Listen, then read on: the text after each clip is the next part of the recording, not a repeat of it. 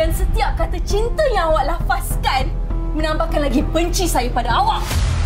Saya cintakan Rafiq. Dan saya tak nak hilang dia. Tapi mama, papa, nenek semua tak boleh terima dia. Tapi ini je lah caranya untuk saya kembali semula dengan dia. Faham? Dengan tipu dia orang. Tipu saya dengan berpura dalam hubungan ni. Ha? Maira, saya boleh undur diri kalau Rafiq tu boleh bahagiakan awak. Tapi awak tak perlu nak permainkan saya. Awak tak perlu nak jadikan saya ni kambing hitam. Sedarlah diri tu sikit, okey? Kenapa saya pula yang salah? Pakailah otak. Awak ingat saya nak jatuh cinta dengan awak? Ha? Ini Cempaka Humaira lah. Awak bukan teh saya tau. Apa awak ingat saya dah tergilakan awak ke? Ha? Saya buka pintu untuk awak. Saya peluk awak. Macamlah rindulah sangat kan?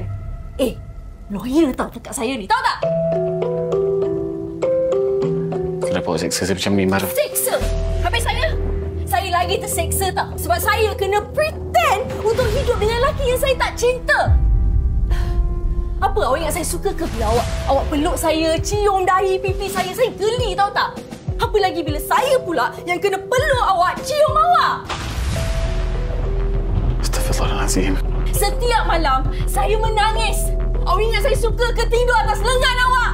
Saya benci awak. Dan setiap kata cinta yang awak lafazkan menambahkan lagi benci saya pada awak. Suka